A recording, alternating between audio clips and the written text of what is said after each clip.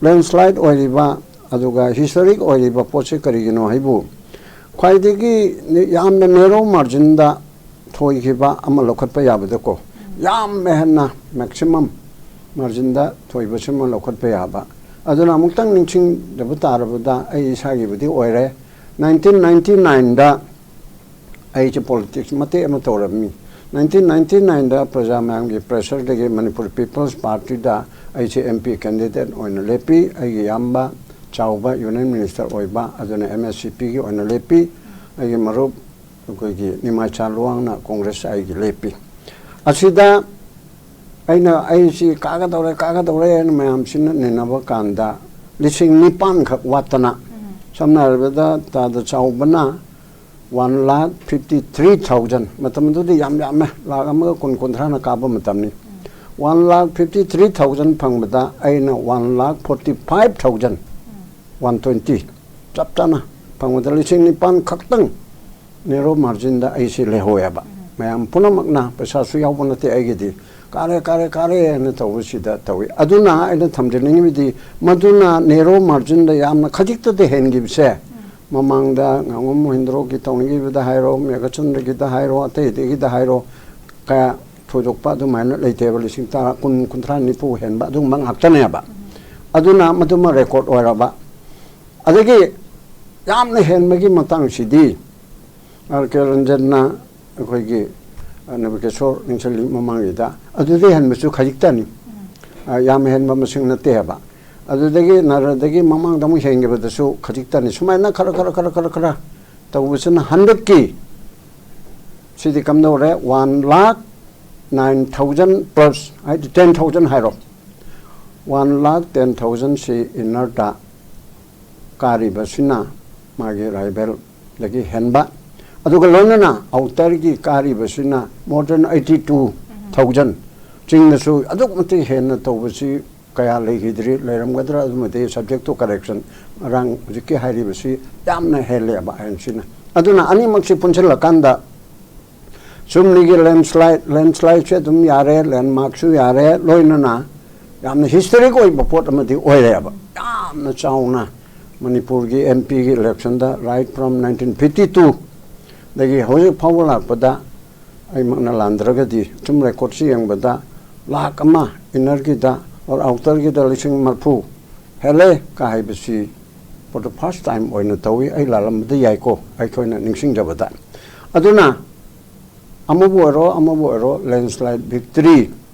haiba puwarida manipur gi itihasta ahanba pot adu oire aduna aduga loinana landslide defeat chair ruling party BJP aduga loinana mabu sawaliba NPP NPF aduga JDU gi budi marsoha khara achoiba khara le horapso achi gi tawraga tawba asina pullaga lepada BJP sigi yamna tawba setback ama mogi gi setback the sul landslide setback haitare victory ge mu ona taina bata adugi tu oire chammanana amu outer gi desu akhoi outer gi deli BJP thagatabnina BJP gi mapang BJP ne saugatpa aduga te NPP ne su saugatpa adu NPF ki miutto adusu yam chauna maithiba mamang de NPF na ka gi bam chung ka da ba yawu matamda MP gi da adu yam thina maithiba se asisu legidri aduna hojiki hairi basida adumba masi karina masi kanada kanose credit si pigani aina haibada aidi congress ta amasung bimongda oina pininde aidi mokoi budi kansan budi oreko praja miyam sina wakan taana hana chota de haibu budi nate praja miyam na handakti praja miyam ki sentiment da praja miyam na pendri ba government of India double engine gi government hairiba mamang thana cheliba center ki engine aduga state ki engine maning thangna cheliba engine na chi khabrang na pabu oram dreba maning ki engine chi mamang isuna chingmu oram ba maning gi thawge yaudre pumsi chiraga chum innabadu oram ba adugi engine chi ki chawba felarama oiba more particularly India gona parambi Manipur gi oni yang bada hogi ba 2023 gi me ahum dagi ngarang nahan bot haidok pa bhawda tawri ba se tha tara ko humdoi mi no manini hela ba se bawda karigam mamata tawdana tomin leirage do haidana leiba si karigam khala leiraga hidden agenda ni bo hairaba so karigam khala leireba harisu koi naina role nainari bakang musna loin mangna hairib se aron ba policy ma leirabra kuki pun maknate kuki lamen to henba mapandigi changpa adu madrak cartel toba manipur thugai ba pamba aduga suda leiriba kuki lalauba sing kuki military haitare asiga lautuna raga kuki punamak nataba adugumba kuki phattaba kangu asiga bharat sarkar gi adugumba thadokpa security forces sing siga lautuna ba manba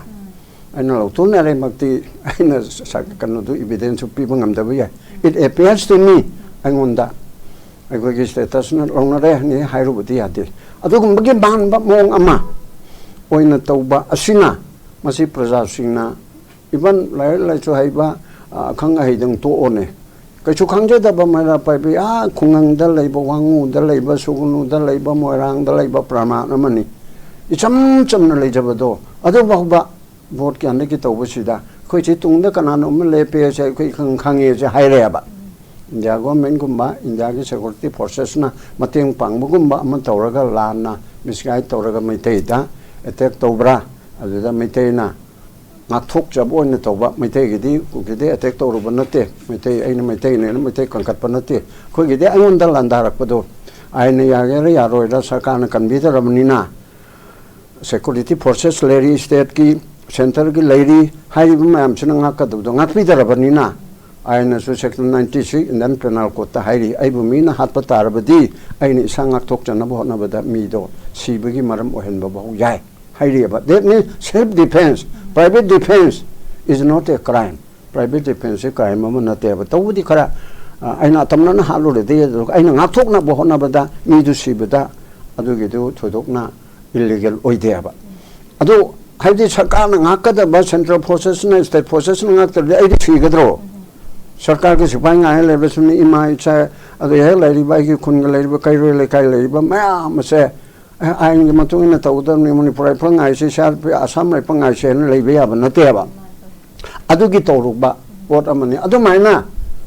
government ना तौपम तौपदु तौदर न लड़ी बा कोई पुनमक ना खंगमिन नरबा अदु ओइबे की पोतो कोई ने हे खन्ना नहीं ना वो खुद ही मुक्ता है भाई कोई भी ज्ञान ताकि गतरा बहुत ते कोई से पैसा दा मनी मेटेरियल मसल अजीदे हे चटपनी ने जो 19 के तौगरा अदु की तौगरा जो अदी जुलाई को हम दो तौगरा माया मम तौगे बे सिंगदा रूलिंग पार्टी दा अदुम बहुत अदुम गाउ दन तुम पिछले ले अदु ना कोई नुंगाई तदन ले रम दो हंद की सीधी प्रजा में हम से अगन अंडरस्टैंड तौबे यादरे प्रजा सिंह से चप चाबा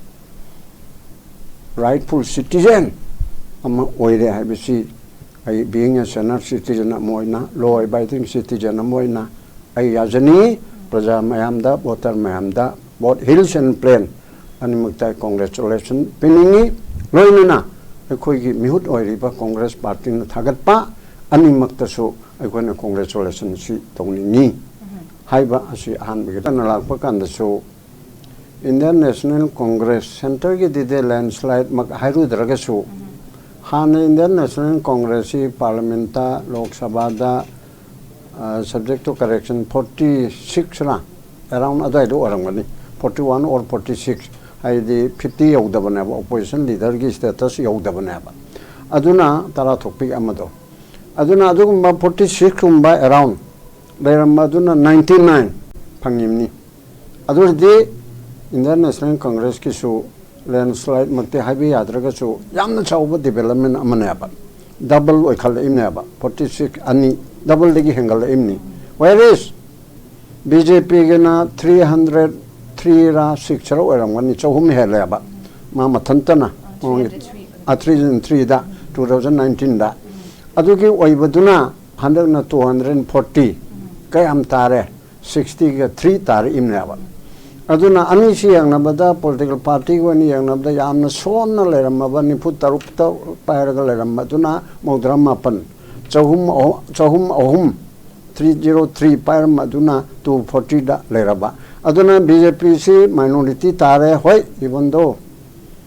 largest single party with the oire ma mathantana sarkar semba hanigi modi gi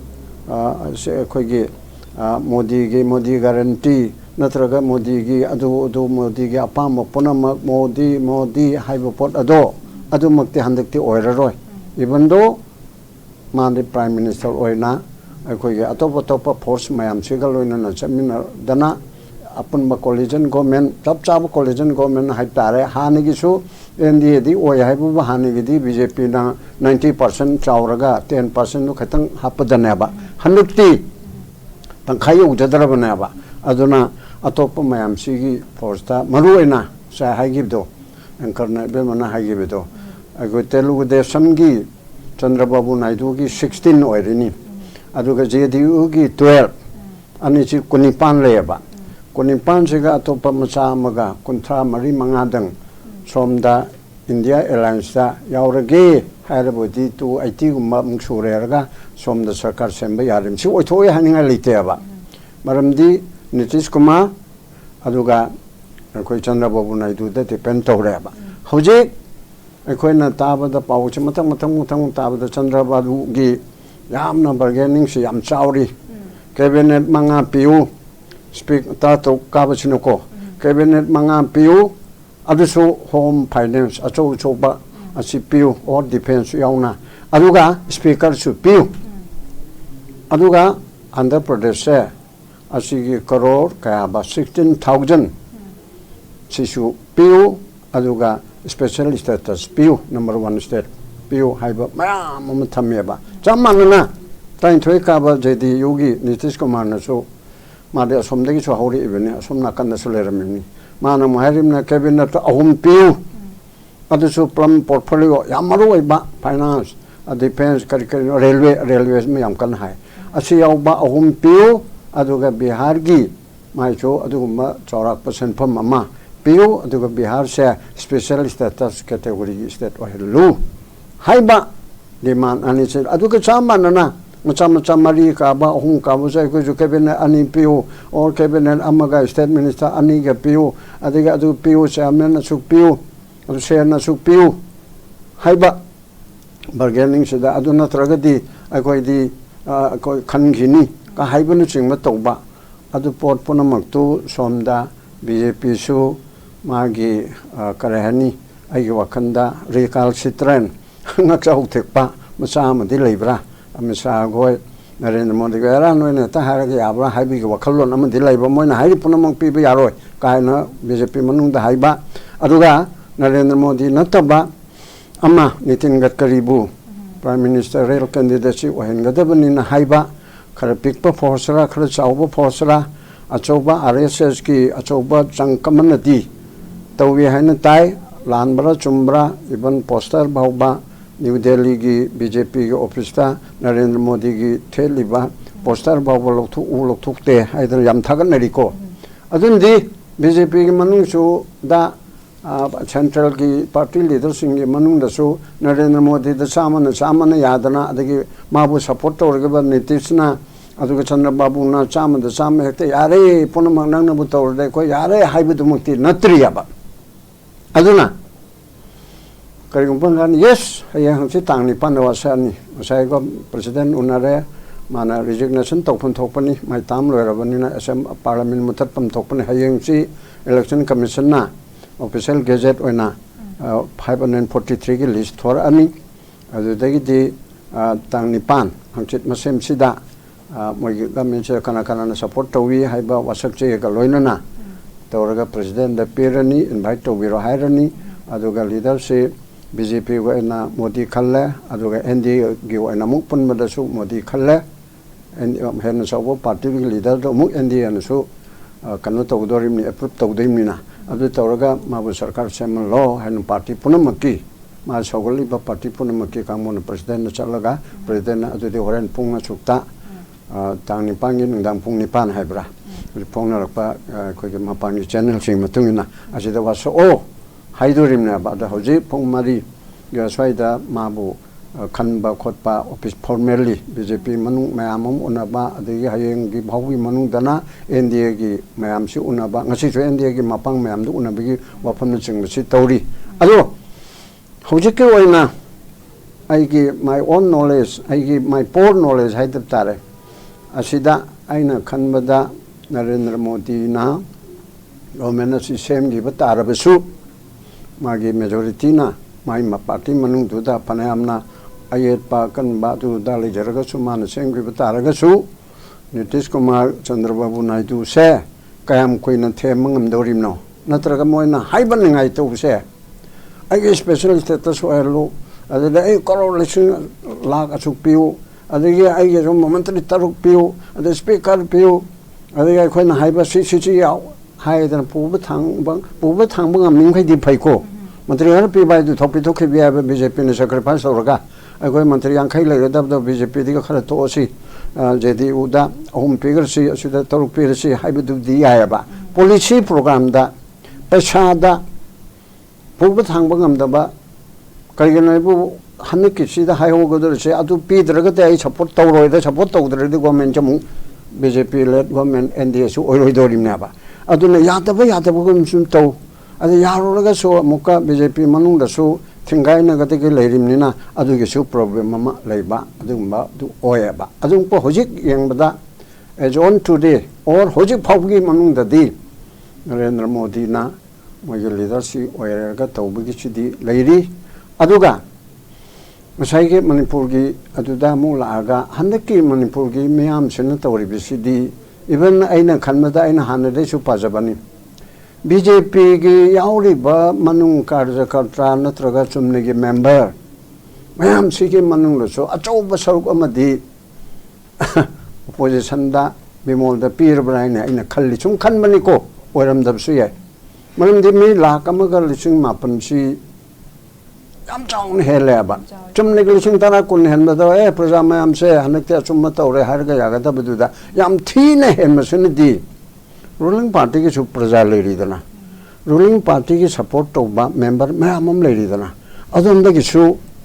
ꯂꯥꯛꯑꯝꯃꯣꯏ ꯍꯥꯏꯅꯤꯡꯉꯥꯏ ꯂꯩꯇꯦꯕꯀꯣ ꯏꯚꯟ ꯃꯟꯇ꯭ꯔꯤ MLA ꯃꯔꯛꯇꯒꯤꯁꯨ ꯃꯣꯏ ꯐꯣꯡꯅ ꯍꯣꯠꯅꯔꯨꯕ ꯅꯠꯇ꯭ꯔꯁꯨ ꯇꯧꯔꯝꯕꯁꯨ ꯌꯥꯏ ꯇꯧꯔꯝꯗꯁꯨ ꯌꯥꯏꯀꯣ ꯑꯩꯅ ꯑꯦꯛꯁꯄꯥꯔꯠ ꯅꯠꯇꯕꯅꯤꯅ ꯀꯔꯤ ꯈꯪꯉꯦꯅ ꯍꯥꯏꯔꯛꯀꯅꯤ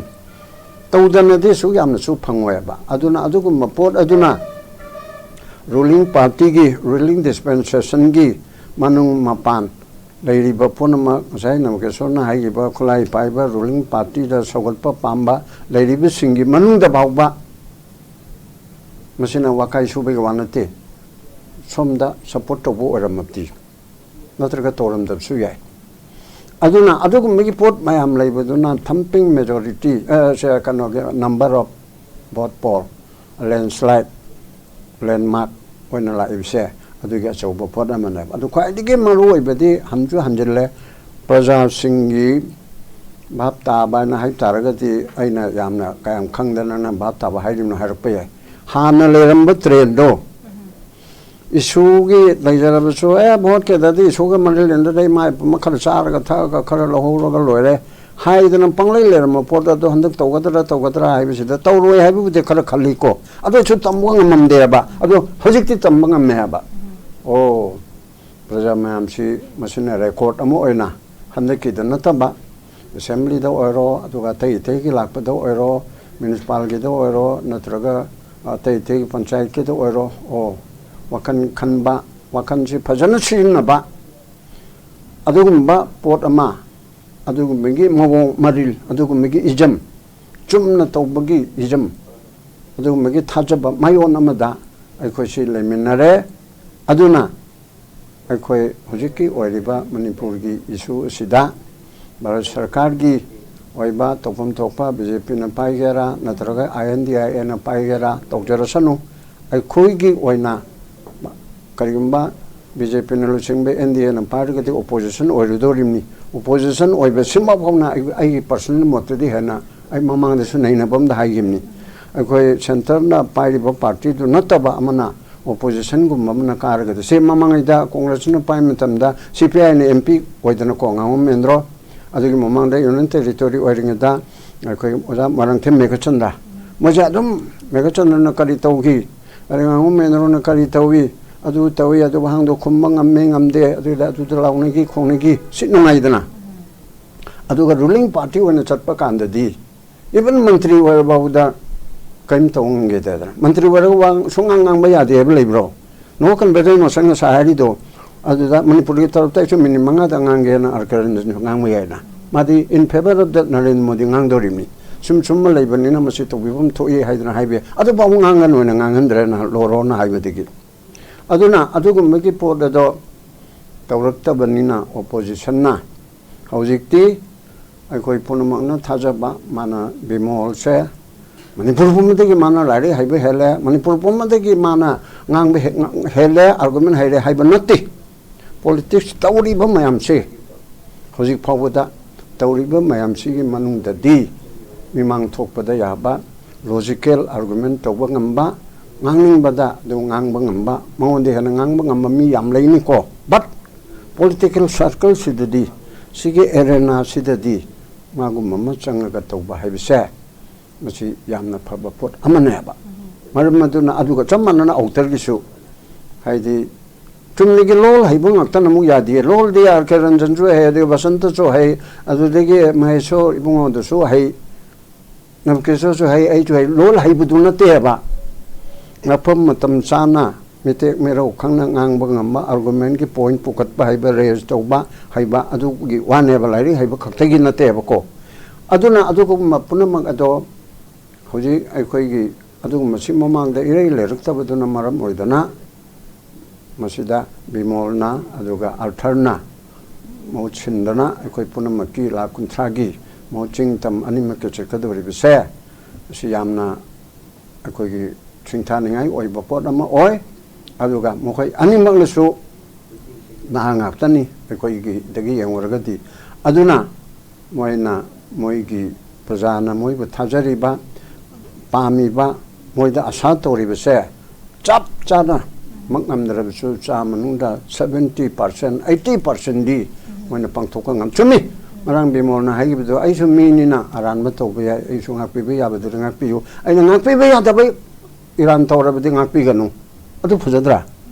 mana mi halu MP mana renupi da re toba mo arama du de MP ni soi re ngakpi haibi yaro yaba nadra kanoma haiga da dawa hai machitha gare nadra point mo ona gare ha de aisha adu soi gare ma warau ya de hai da ngakpi batai dana adu portpono mo adu so koina tomina gadam na ba adu na je hai basida hoi je ke lady basina government che manipur government che effect tawdra tawroidra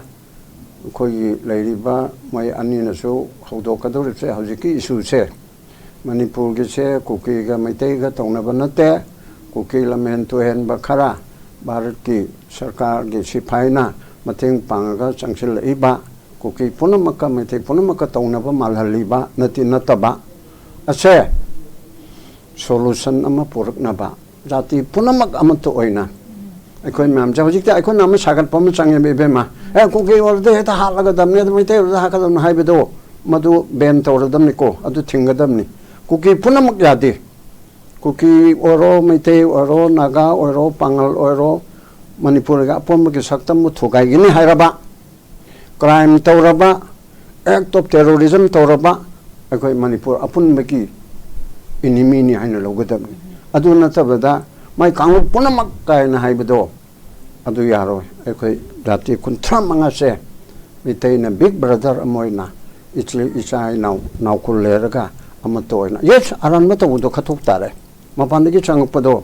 drug karbar tawbado natraga forest ke loction bado aina thing tare phaba tare punba tare aduga deport tawba tare mapandagi oirgana oidabal oirgana madugi chapchaba ain gi oiba legal course of action chi lokat pa hanba tayaba ꯑꯗꯨꯃꯥꯏꯅ ꯇꯧꯍꯟꯅꯤꯡꯉꯤ ꯍꯥꯏꯅ ꯂꯥꯛꯑꯝꯕ set ꯍꯞꯇꯥ ꯀꯥꯡꯖꯩ ꯄꯨꯡꯗꯃꯥꯅ ꯃꯤꯌꯥꯝ ꯃꯥꯡꯗ ꯊꯝꯈꯤꯕ ꯋꯥꯐꯝꯁꯦ ꯑꯃꯨꯛ ꯑꯩꯈꯣꯏꯒꯤ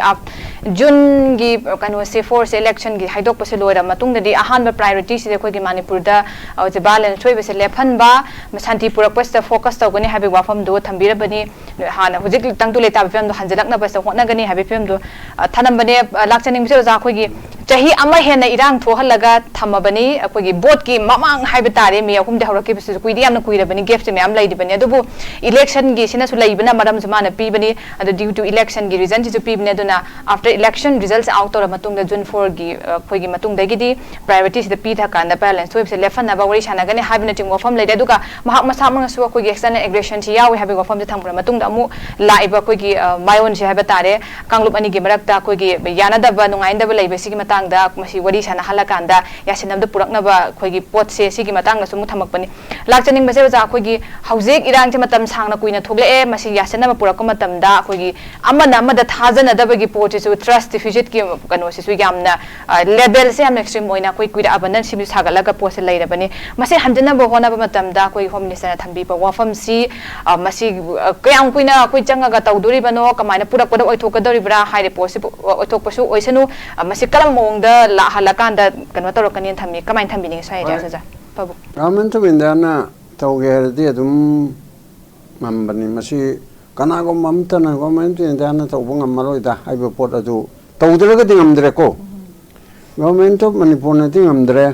ꯃꯥꯅꯁꯨ ꯀꯟꯅ ꯍꯣꯠꯅꯔꯗꯤ ꯉꯝꯗꯤ ꯉꯝꯃꯅꯤ ꯆꯞ ꯆꯥꯕ ꯃꯇꯤꯡ ꯊꯣꯛꯄ ꯁꯥꯁꯣꯟ ꯑꯃ ꯂꯩꯔꯤ ꯑꯩꯒꯤ ꯁ꯭ꯇꯦꯠꯀꯤ ꯇꯧꯐꯝ ꯊꯣꯛꯄ ꯁ꯭ꯇꯦꯠ ꯁꯣꯚꯔꯦꯟꯇꯤ ꯑꯁꯦ ꯏꯟꯁꯥꯏꯠ ꯗ ꯁ꯭ꯇꯦꯠ ꯑꯁꯤꯒꯤ ꯃꯅꯨꯡꯗꯗꯤ ꯑꯩꯅ ꯇꯧꯐꯝ ꯊꯣꯛꯄꯗ ꯇꯧꯒꯅꯤ ꯍꯥꯏꯔꯒꯗꯤ ꯁ꯭ꯇꯦꯠ ꯒꯚꯔꯟꯃꯦꯟꯠꯅꯁꯨ ꯉꯝꯃꯦꯕ ꯃꯇꯦꯡ ꯈꯔꯕꯨꯗꯤ ꯁꯦꯟꯇꯔꯗꯒꯤ ꯂꯧꯒꯅꯤ ꯍꯥꯏꯕꯒꯤ ꯑꯔꯊꯗꯤ ꯁꯦꯟꯇ꯭ꯔꯦꯜ ꯐꯣꯔꯁꯦꯁ ꯃꯌꯥꯝ 355ꯀꯤ ꯃꯇꯨꯡ ꯏꯟꯅ ꯂꯥꯛꯏꯕꯁꯦ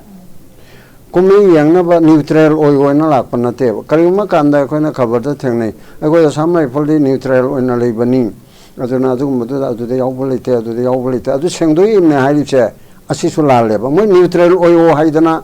ꯀꯧꯊꯣꯛꯄ ꯅꯠꯇꯦ ꯑꯣꯔ ꯊꯥꯔꯛꯄ ꯅꯠꯇꯦꯕ in aid of the state administration state ki administration da district magistrate ki deputy commissioner ki district ta adugi administration du da home ki administration du da mateng pangu that means state forces ta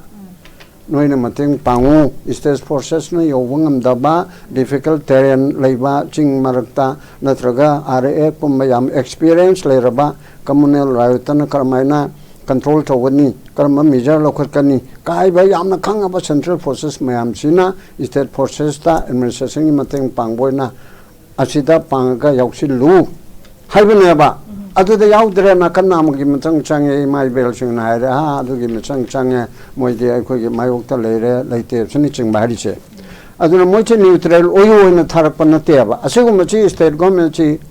mating thokpa amle with the central government no home ministry no honorable home minister na thabiri ba central process mayam che masi in aid of the administration tawgadab si tawdre moi komi yang leire aw asomta nakal amgi michang chang leire masi tawon ganu haina directive ama logadam ne ba adu robodi adu yada adu manit komi yang ada bordi lokthok pi khro haina tawgadab po ne ba adu chu tawdre aduga central forces mayam tin chu tharagi bado noi mateng pangu so in aid of the civil administration 355 ta hairiba external aggression leiraba internal disturbance leiraba adorabudi union government na state government thogai banataba state government na tubu mapung phana chalai jaba yanana ba that means state government ki makadar leiba law and order se mapung phana chalai jan ma yanana ba center na mateng pangba haibana ba union government na mateng pangador se aduga union list ki list number 1 gi 2A da entry 2A da sipai sina bangambi amsu yaurieba 355 natraba bhauda adusu in aid of the civil administration neba aduna adugo megi pod the subchan to honnaba ase state administration na state ki guard toriba helm of the affairs mako eriba chief minister hairo na hairo na direct chief minister ni magi council minister asina matam ge center da ai central forces sing je ko na haibi adre adu tawdre da tawre magi high command da state ki chief minister gi usai gi unified commando ha tra kanoda advisor pai pai de do advisor lakha ma pai ge po chief minister di portfolio ta pai de bai ne Delhi ki ga tori do Kejriwal se chief minister without portfolio finance pai de home so pai de am so pai khoi di home finance loin pai de na instead atai pula mak se Kejriwal ki di portfolio am phoba mo on tham de except chief minister mayam de overall superintendent aduna loina mangna control to ba adu maina ai khoi ge advisor da security advisor da unified command chief p2a natraga home p2a natraga mantri ma da du p2a na la kama jo ministry kaim to roi da bane na hai bi la le ba tong no nang to ri da si de som to no atu ya ro som to meeting ma ko ro ai yau ni ai ma pro sai tong kamo hai ra ga to ya bi minister yau bo meeting da atopa any department standing committee khane ka no ma to ba de minister yau ni ha de man pro sai to ko da governor yauni hari di governor besai to godam adiki chief minister mantri mando yau da babro kareta chief secretary yau ra meeting am home gi tawne di chief secretary no chair to godam sigi protocol di dum lo da li jaba po na ba chief secretary yau so education ministry gi tawdam ni education secretary na chairman o gedam ni adu chief secretary na sum ges woni yang adam na habi ade ba chief secretary yau ba boro karet ki ani meeting am da man chair to goni aduki cabinet ki ani meeting am lak pada chief minister tawgani aduga chief minister yawda ba home gi police ki security ki ani committee amagi tawbakanda chief minister na tawgani governor yawni tawni adi governor na bong tawdoine ba union minister amisa yawra tawni di mana mu tawdoine ba method gi matangda aduna adu mo ponama thogo menchina jengada bani adu ngamdraga di central government na asi tawgadamni amisa suwangan gadamni adu radi hawjik solution matang lakpa da government of manipur na tawdre government of india ta na ba tawdre government of india sima min pango yadre kumbakar na oilere aini ta na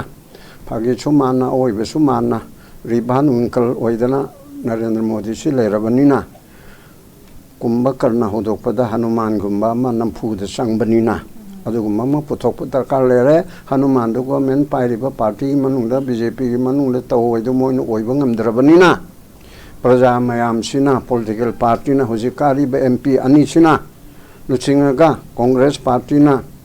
adudegi lep ki CPI na natraga adu adana moiten political party na miam secretary ani tatatana so haijaba jail bharo andolon secretary ta mi luching manga numi mari mangan de tawne peaceful demonstration adugumba santipurna oiba mongda aikoi ge lan chele phallu Narendra Modi namit pango naron thou manipur la o haidana CPI na nongma adiga congress na nongma adiga adu da party na nongma adiga lanai volunteer sing chu party na tabai ko gi chu nongma haina secretary ta changim da tum thatkini ko CPI ma amna tawdana dona chau wa thoga mo oidana akoi bu phabiro haidana tawrega ina tana government so suggest tawri manipur rifle jail ni na lautho aduga lakpa political prisoner ma'am do for the time being thammo adu mai thorga central si adu ta da ba gadro Narendra Modi na tawni tawjo secretary thogai jo idu nawa lo de har tar di adu india de thoge har tar na kari paile ekoi ain ngak po pami ba ekoi phawwa du di being a senior citizen adu yoksal adi ekoi gi ai pai ma da macha ma da ta phum thok palam cha tar di na mui pani ma na ha gedro haibigi mecham mamana hainimagi thagla ibse sila kaneba aduna government of india tana ba government of manipur ja hodok tare bjp maroina ruling party se kaduri noi gemel kano kuntraga mangara ni phu mangara moi adigi amu kuki gemel tara manipur thogai ba pamba hanabudi moi kidana tobra idana khoina sumjengning amane adu chahi am heledana ngarang na chomuk thagal edana singi kuki gi lamda akoi kanti MBDN minister ani yauna birengi cabinet ministry ani yauna magi government gi mayokta lal hubse lal hubai chi nomai par ga tawba ngakta nate iho ma tawdana akoi thajadre government chin akoi bu kan me yengbidre haidana me trai thoi degi mamang chahi degi hauraga matang lakpa chi karim action lawdana leidi sibu aikoi praja li tarabjala aiga si chu mi na tarabjala ni khalle na koi lau tarabjala कोइन तौरिसे अदो मै तरा Jackson लगदबनी अदो हजि अछाइगी मयाम नैनरकपदा मसु हाइरि अबसे cookie सिंदु लोइनमक नति हेदनो जामनिना हाइबिरे अदो Mohite separate administration तालोइदबनिना हाइरुक्ते क्राइदे हाइदगे Mohite लोइने किग्रे नोंनि पाइब खरदुना मपान चंग पसु तौरिबा मिलिटेंट खरदुना लोइना कंट्रोल तौरमनिना कनाना अगोइ मैतौना हाइबु चुमे मनिना हाइबु चुमे दु कनाना हाइरकदुरिबा मनुंगदि हाइरिमनिना अदुना अदु हाइरोओय अदुगा कुकी एमएलए तारा से कुकी ओइबिगी नतबा मोय से ट्राइबल ओय हाइबिगी नतबा मोय crime तौबिगी to promote enmity within the communities section 153A of the Indian Penal Code, 109 abatement of the Indian Penal Code, 120B conspiracy taubaga 505 506 aduna chingba mayam amam palaga masi irang tholiba kholaliba me ohum dege na tarama thoi baudi mafumang khangdaba irang oina tawre me 33 dege di 2023 gi moi tarana minister ani yauna ruling party ki tare yauna hayakpa asidagi di o community animal yengthina hanaba manipur government thajadre maitei government na luching government bo maitei government kuki government haili yabro kuki na chu chemi soi be yai pangan na chu chemi soi be oiso oigi 1972 da Muhammad Alimuddin uza Alimuddin na chemi soi ki karigum bamta ma pangan ni haidana kanagum bamta na ninfungam tanganante yang masu seja risang kaching uza risang kaching one of the longest uza ibu bi natana adugi mamang da kwaidigi sangmachi minister se tangkulgi uza risang oigimne ba even kuki da holkomang khangde pu dongel hanigi adu mallerama chingduna oyamasu yabani yamna mong tana mogi leadership to yam phajaba mongam do orgi kuki su oyu amsu oyu hanigi linrimi ba mong do ko adu maina khoi mithing me khai nai da ba mong suda tawba ya ba pot ne ba aduna adugum batu da handikti lai me yauna honorable MLA honorable ba haini ngaktarabni asigum ba minister ani yauna BJP gi tare yauna sagat pa ohum maga moitarana manipur government gi mayokta manipur praja gi mayokta maitei gi mayokta manipur praja punamaki mayokta maitei gi mayokta tawba suna kanada thoi Pangal soi, Naga soi, Manipur da Leminari ba Nepali Gurkhali soi, Manipur da chai kaya gi momang da lera ba, Nipu yang kai gumpu gi momang da lera ba, puna manga sida. Aduga Manipur da koira ga leri ba, Indian macha sing mapanding changi ba. Asida su loina magna awa ba piye ba. Aduga budi karigi da mangta hoji phawa MLA tara aina hana chu yam to haida harabani. Moji FIR am palaga lokolo tamu joina assembly ki oina tawre aina Canada khoge DGP da developer oina November 20 da pigi bani governor da su pigi bani asigumba ase crime mayam ama tawbigi oithopalere mogi chithi na chi haire memorandum na chi palle moi wahi wata da na chi haire adra moi matakta legal action lokolu FIR kana somo to da lokolu or otherwise to we na risi pabu to de ba adawiti praja mayam si haire to ngasi through your channel haire chini yam thuna sarkar lokatragadi even high court ke level la supreme court ke level la bo kari to bo yabage haibito asimang yai haibiti ai thamningdri asi yang matai moi gi mathakta action chu lokatpa tai madu kuki oina lokatpa nate ko masi changdok chage kuki gi mathakta lokatpa nate MLA crime tori be MLA tara adudi prime minister osanu president osanu adum phabi yaidana tawbara tawdabra che Delhi gi minister ahing ma phara ge jail leidana ko mai crime toram ma na tawi tawde habiduna amani adurdi Indian democracy sidadi ikon India de yauri ba ko banina Indian democracy sigi manung dadi law se enforced on bataya madu tawna ba ita mukta judiciary gi manung da leiba bar association bar council gi aduga learned members of the bar kin singi achauba thodang ama lobam thoi loinana intellectual singnasu hani gi sarkar gi bureaucrat official oiramba nabu kisol gumba thona phaba yamena khangba asigi chu wakhalon pothoktana legal gi toba yaba singduna toba nataba singduna neinabada khotnabada miyam che bhap tanaba asigma tominabam changyaba so that adum haina tawrakanda sarkar chi lenghal lakanda ꯑꯣ ꯌꯥꯔꯣꯏꯗꯧꯔꯦ ꯑꯗꯨ ꯑꯣꯏꯔꯕꯣꯏꯗꯤ ꯀꯔꯤ ꯇꯧꯕ ꯌꯥꯔꯣꯏꯗꯧꯔꯤ M L A ꯌꯥꯡꯈꯩꯅ ꯑꯩꯈꯣꯏ ꯊꯣꯛꯑꯦ ꯑꯩꯅ ꯍꯥꯏꯕꯗ ꯅꯔꯦꯟꯗ꯭ꯔ ꯃꯣꯗꯤꯅ ꯖꯒꯣꯏ ꯁꯥꯔ ꯂꯩꯕ ꯌꯥꯒꯗ꯭ꯔꯣ ꯆꯤꯐ ꯃꯤꯅꯤꯁꯇꯔ ꯑꯩ ꯊꯣꯛꯑꯦ ꯍꯥꯏꯅ ꯍꯧꯖꯤꯛꯁꯨ ꯁꯤꯟꯗꯣꯛ ꯁꯤꯟꯖꯤꯟ ꯇꯧꯔꯛꯄ ꯌꯥꯏꯅ ꯃꯅꯥ ꯃꯅꯤꯅ ꯁꯨꯝ ꯄꯪꯉꯥꯡ ꯉꯥꯡꯅꯔꯤꯀꯣ